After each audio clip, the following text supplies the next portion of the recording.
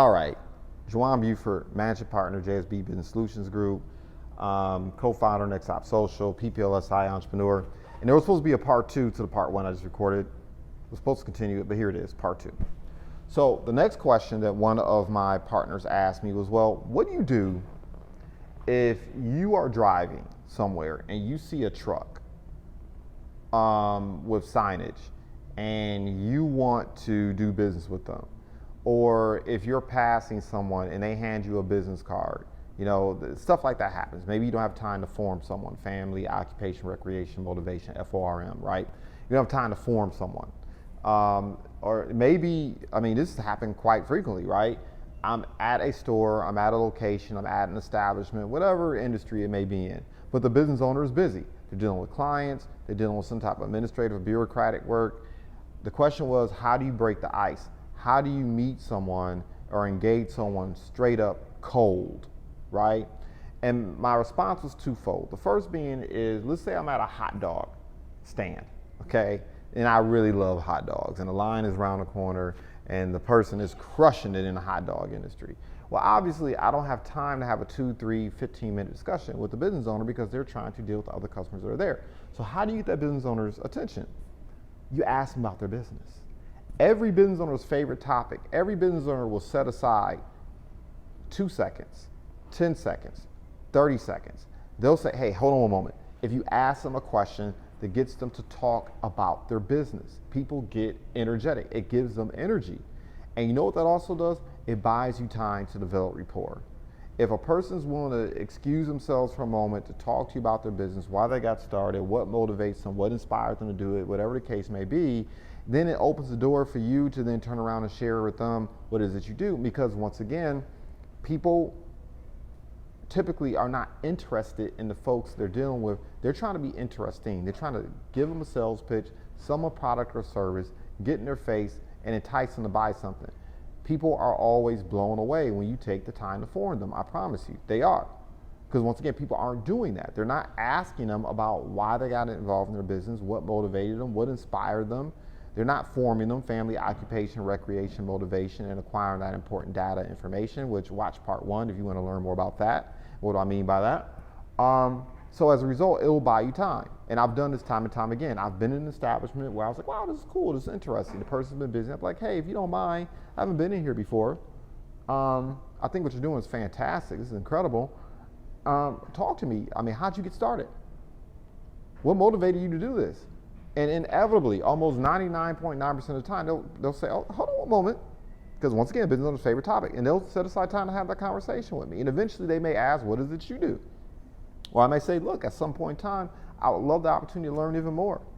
You know, I'm with an organization that the objective and goal for us is to help over 100,000 households become employers over the next 10 years. At some point, I'd love to share with you what it is that we're doing to help new and established business owners alike become employers, right?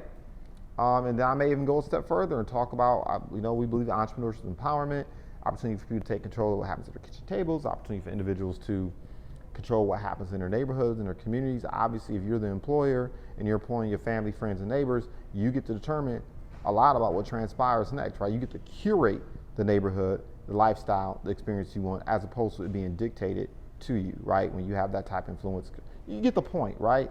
Gives you a chance to develop that rapport. So let's say, though, it's a situation where someone is driving by, I don't know, in a plumbing truck or commercial refurbishment truck, whatever the case may be. Well, this is the first thing I'm going to do. The first thing I'm going to do, of course, after I take the snapshot with my phone of their contact information, is I'm going to go online. I'm going to go online, I'm going to look them up on LinkedIn. I'm going to look them up on Google. I'm going to look them up on any of those business directories, et cetera, that are out there. Because what I'm looking for is the owner's name. And that information is commonplace. It's very, very difficult to be a business owner and your name not be out there. I mean, when you file your business with the state, it becomes public record. So it's very difficult to hide that information, okay? So that's what I'm going to do. I'm going to go online. I'm going to find out what your name is. Because the bottom line is, if I call you and say, hey, my name is JuJuan Buford with JSB Business Solutions Group, or my name is JuJuan Buford with PPLSI, the bottom line is, it's going to feel like a cold call. It's going to feel like spam. It's going to be salesy. Somebody calls me, hey, my name's so-and-so, and I like to share services about it. I saw your this, that, and the other. Look, I'm going to call you. I'm going to try to get your name. If I call you up and I say, hey, my name's JuJuan, it's Sam there. My name's JuJuan, it's Karen there. My name's JuJuan, I'm looking at the names around here, is Bobby there, right? You're going to press pause. Somebody calls me up and says, hey, my name's so-and-so with so-and-so company. May I speak with JuJuan? How do you know me? That's the first thing that goes to my mind. Oh, you know me. You know me by name. There's familiarity here. You've bought yourself 5-10 seconds with me. That's it. But you bought yourself 5-10 seconds. It's the same thing. So I'm going to look that person up and find out what their name is, right? And a lot of times people say, well, who are you? Like, I'm so glad you asked. Look, my name is JuJuan Buford. I'm with JSB Business Solutions Group. I just saw your truck out there in front of Rite Aid. And look, you know, I saw that you're a business owner and whatever particular industry is in. I know it's number one, congratulations. I know it's a highly competitive industry. Compliment. There's a book out there called How to Win Friends and Influence People. That's part of the form process as well. Compliment them, right? That will buy you another 0.5 to maybe another 5-10 seconds. If you don't mind me inquiring, I'm calling up because I want to learn a little bit more about your business and potentially share what it is that we provide. If you don't mind me asking them, first and foremost, do you have a moment? Right? I'm asking, do you have a moment before I go into any type of pitch, before I go into any type of whatever, because I want them to know that I'm respectful of their time.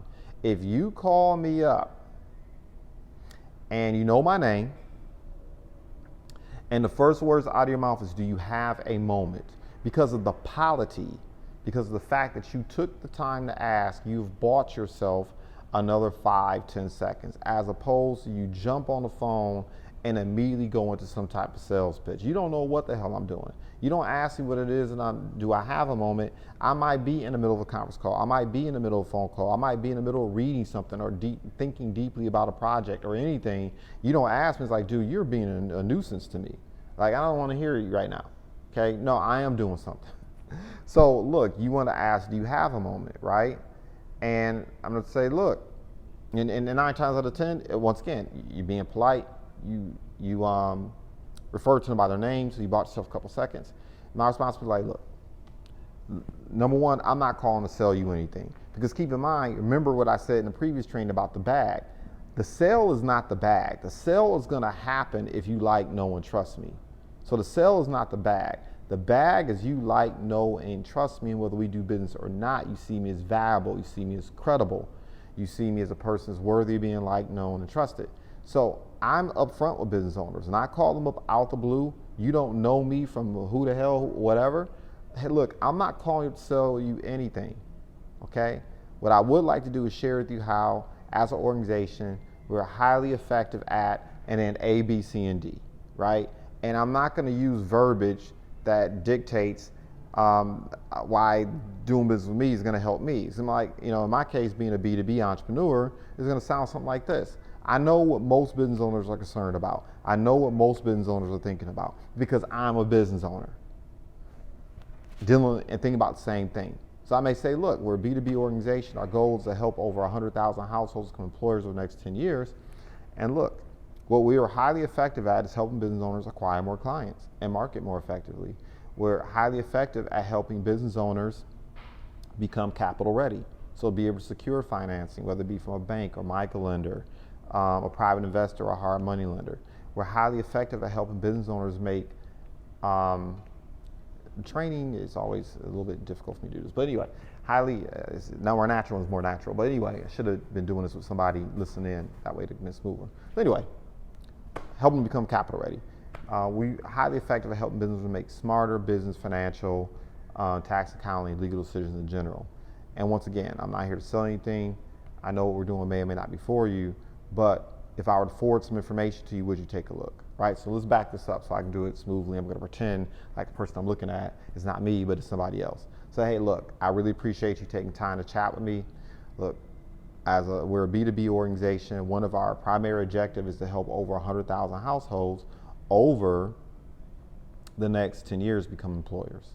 And what we're highly effective at is helping business owners, number one, acquire more clients and be able to market their services and products more effectively, help them become capital ready. So whether they're dealing with a bank, microlender, private investor, or even a hard money lender, that their business is at a point where they're fundable.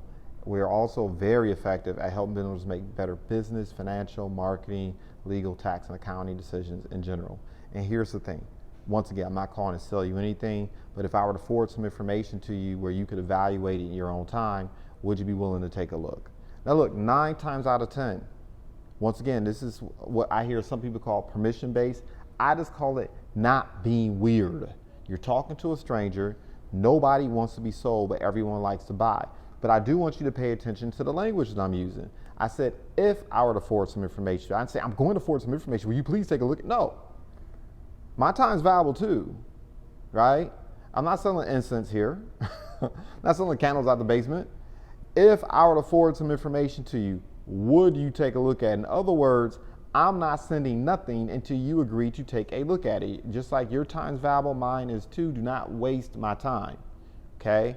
I'm saying it indirectly. This is a posture thing. You got to teach people how to treat you, and if you game recognizes game, right? I know a beggar when I see one. I know someone who's thirsty, like thirsty in the wrong way, like not urgent, but like stomach touching your back, starving. Like it's a difference.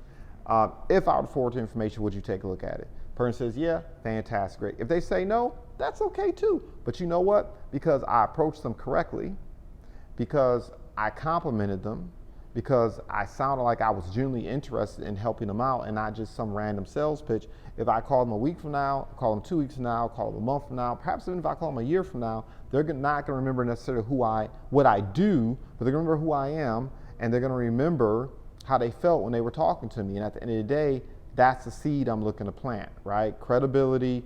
I want them to like, know, and trust me. That's the bag. So I get to 3,000 people who are out there telling other people about what it is I do, okay?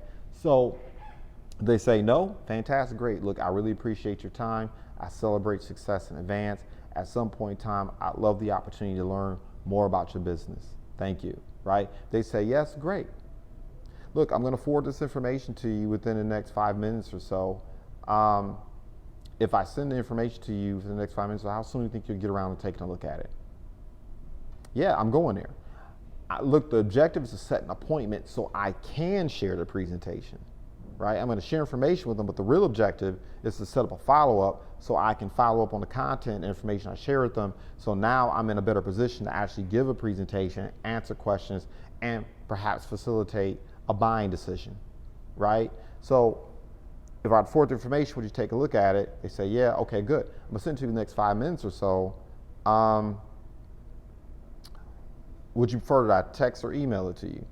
A lot of times I don't ask that because I'm calling, I got the number obviously already, right? So look, if I forward the information to you, when did you get around taking a look at it? Well, I'll look at it tomorrow evening. Great. If I follow you tomorrow evening, would that work for you? Well, I'll look at it tomorrow, 2 days from now. So what's the day? Wednesday? So I'll look at it Friday afternoon.